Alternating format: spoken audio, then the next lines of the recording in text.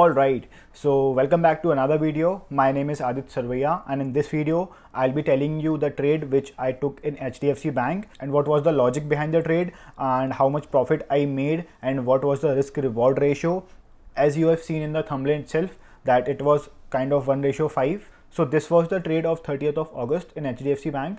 So let's jump into the charts and see what was the reason behind the trade. Okay, so ये trade है जो मैंने ली थी, तो अब मैं आपको एक्सप्लेन करता हूँ कि इस ट्रेड को लेने का रीज़न क्या था. Okay, so firstly coming to the daily time frame. अब डेली टाइम फ्रेम में देखिए जो HDFC बैंक है वो एक बाइंग ट्रेंड में है. कैसे है ये देखिए, एक इम्पल्सिव वेव है, ये रिट्रेसमेंट है, ये एक इम्पल्सिव वेव है, ये एक रिट्रेसमेंट है. अब यहाँ पर इस पॉइंट ऑफ टाइम पर जब मैंने ये एनालिसिस किया था तो प्राइस यहाँ पर होगी. ठीक है, और अगर आपको थोड़ा क्लियर नहीं है तो मैं आपको एक ट्रेंड लाइन से भी डिनोट कर देता हूँ. ये एक ट्रेंड लाइन जा रही है ऐसे. ठीक है, ये एक अप ट्रेंड है.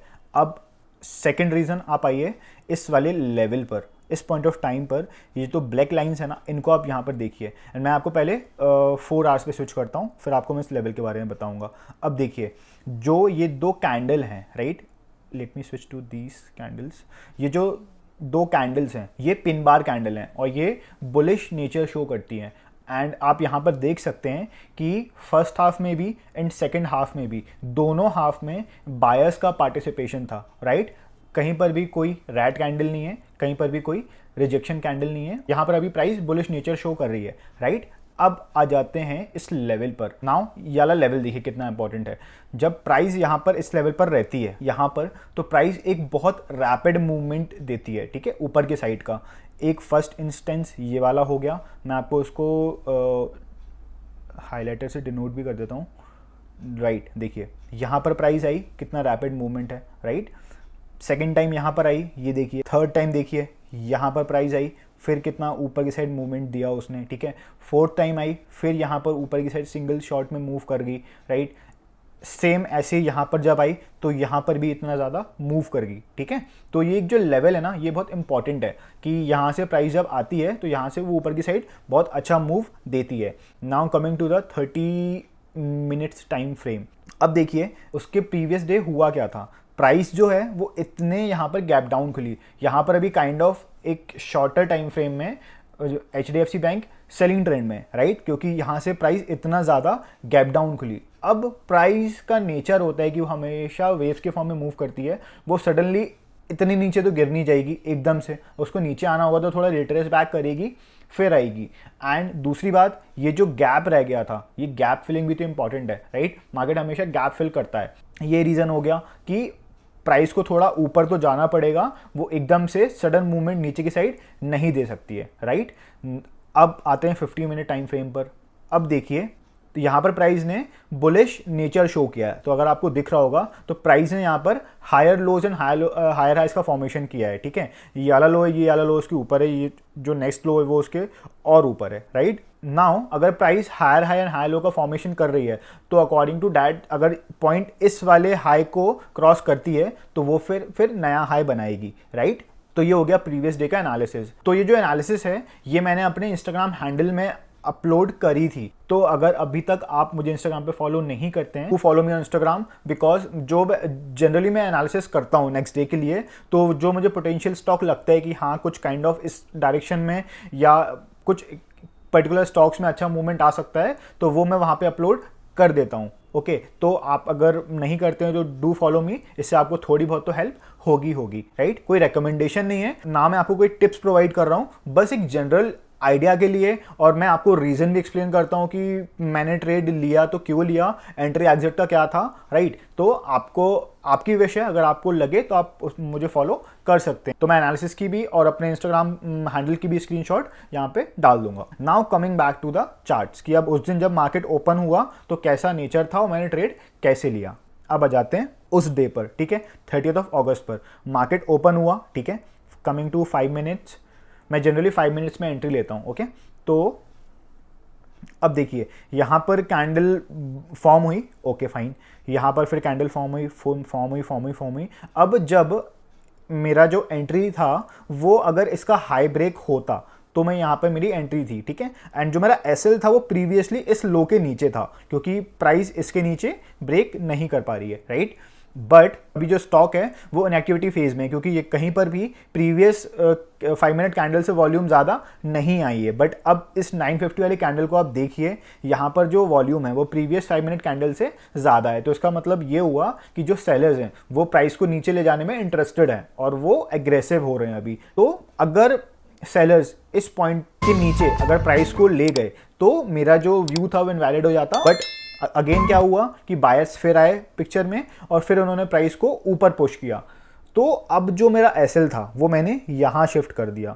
उसके बाद यहाँ पर फिर सेलर्स आए बट प्राइस को नीचे नहीं ले जा पाए।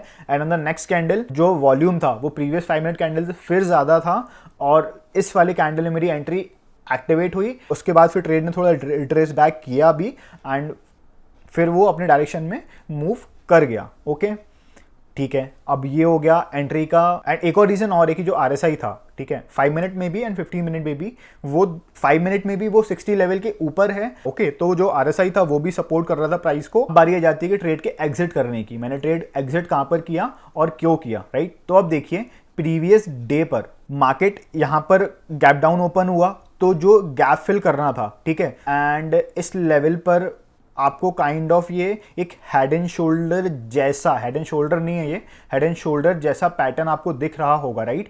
तो यहाँ पर कंटिन्यूसली सपोर्ट है। तो एक इस लेवल पर, ठीक है, इस जस्ट कैंडल की विक के नीचे मेरा यहाँ पर एक फर्स्ट टारगेट था। मैं अगर थोड़ा देखता यहाँ पे वीकनेस आ रही है तो मैं हो सकता था प्रॉफिट अपना यहीं पर बुक कर लेता, ठीक है। एंड जो सेकेंड टारगेट था वो आप देखिए इस लेवल पर, आपको मैं वाला लेवल बताता हूँ कि ये जो यहाँ पर कंटिन्यूसली देखिए प्राइस को रेजिस्टेंस मिल रहा है, राइट? यहाँ पर सपोर्ट मिल रहा है, यहाँ पर फिर रेजिस्टेंस मिल रहा है, यहाँ पर फिर सपोर्ट मिल रहा है, यहाँ पर फिर रेजिस्टेंस मिल रहा है, राइट? तो ये जो एक लेवल है ये भी एक इंपॉर्टेंट लेवल है। और एंड उसके बाद भी जो लास्ट कैंडल थी प्रीवियस डे की, ठीक है, वो एक शूटिंग स्टार कैंडल थी और जो उसकी विक थी वो भी 1471 पर थी। तो उसके थोड़े से नीचे नीचे एंड इस जोन के थोड़े से नीचे नीचे जो 1470 राउंड नंबर पर मैंने अपना टारगेट सेकंड रखा, ठीक है। तो बस प्राइस ऐसे मूव कर रही थी and I waited and at around 1 PM I know, हाँ टाइम मुझे याद है क्योंकि उस टाइम पर मेरा टारगेट हिट हो गया एंड मैंने यहाँ से ट्रेड में से एग्जिट कर लिया। अब बात आती है कि क्या, अब ये देखिए जो मैंने ट्रेड, जो मेरे प्रॉफिट थे वो अगर मैं इसके बाद इतना और होल्ड करता तो प्रॉफिट ऑब्वियसली मेरे डबल ही हो जाता। बट क्या मुझे पैनिक करना चाहिए? क्या मुझे सोचना चाहिए कि अरे यार मेरा प्रॉफिट डबल हो जाता, मैंने ट्रेड से एग्जिट क्यों ले ली? ऑब्वियसली नॉट, क्योंकि देखिए आपने एनालिसिस किया है, जो आपका असाइन टारगेट था वो आपको मिल गया है। तो उसके बाद what I did, I just close my laptop, I just close my all the screens and I just went of. कोई ज़रूरत नहीं है देखने की चार्ट उसके बाद कर क्या रहा है, क्योंकि देखिए मार्केट तो ऐसा है ना कि जिस पॉइंट ऑफ टाइम पर मैंने यहाँ पे एग्जिट करा है ना, इसके बाद भी ये 1 बज रहे थे उस टाइम पर, इंडियन स्टॉक मार्केट में ही देख लूँ तो कहीं ना कहीं 110% मेरे सिस्टम के अकॉर्डिंग मुझे एंट्री मिल रही होती, राइट? बट क्या मुझे ट्रेड लेना चाहिए? ऑब्वियसली नॉट, क्योंकि मेरा ट्रेड ऑलरेडी कंप्लीट हो चुका है and this is one of the best trades I took in Indian stock market. I was very happy with my trade and उसके बाद पैनिक करने की कोई ज़रूरत नहीं है। आपने अपना टारगेट बुक किया, उसके बाद आप अपनी स्क्रीन्स बंद कीजिए। और बस यही होता है कि लोग ओवर ट्रेडिंग करते हैं, ठीक है, आपका प्रॉफिट हो गया, अब फिर लोग फिर वही चार्ट देख रहे होते हैं कि अरे यार ये फिर ऊपर चले गया, मैं अभी अगर ट्रेड के अंदर होता तो मेरा प्रॉफिट और बढ़ जाता। बट अगर वो आपके अगेंस्ट चले जाता फिर क्या करते आप, राइट? तो एंड सेकेंड रीज़न ये भी था ट्रेड के एग्जिट करने का कि देखिए प्राइस इतना रैपिड मूव कर चुकी है, बट उसके बाद यहाँ पर ऑब्वियसली देखिए आप कितना ज़्यादा रेजिस्टेंस है, ठीक है। तो मैं नहीं चाहता था कि मेरे प्रॉफिट्स वेस्ट हों, और जो ऑब्वियसली मेरा टारगेट था वो हिट हो गया है। एंड आप स्क्रीनशॉट में देखिएगा मैंने एग्जैक्ट 1470 ही एनालिसिस में अपने दिया था एंड मैं 1470 पर ही एग्जिट कर दिया, ठीक है, क्योंकि हो सकता है यहाँ से प्राइस वापस आ जाए और मेरे जो प्रॉफिट्स थे वो पूरे चले जाएँ। एंड हाँ, मेनली मैंने ट्रेड इसमें नहीं लिया था, मैंने ट्रेड 1460 की ऑप्शन कॉल में लिया था, ठीक है। वो मैं आपको अभी उसका भी चार्ट दिखा देता हूँ, वो मैं यहाँ पे ओपन करके रखा हुआ है। So this was the trade which I took, right.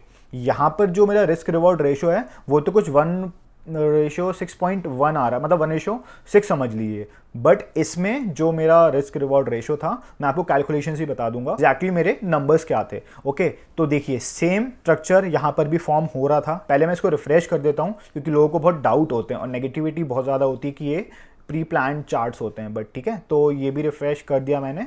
अब देखते हैं। ओके, कमिंग टू 5 मिनट्स, ये जो इसका हाई था, ठीक है, मेरी एंट्री 31.75 पर थी, क्योंकि यहाँ पे जो आप इसका हाई देखेंगे 31.7 था, राइट। तो 31.75 थोड़ा मैं बफर देता हूँ, ठीक है, वो वहाँ पर मेरी एंट्री थी, जो मेरा हाँ एग्जैक्टली 1.57, हाँ ठीक है 1.6 हो गया, ठीक है। एंड जो एग्जैक्टली एट 1 PM ये रहा, हाँ ठीक है, आई एग्जिटेड एट 39, नॉट 39.12, ठीक है।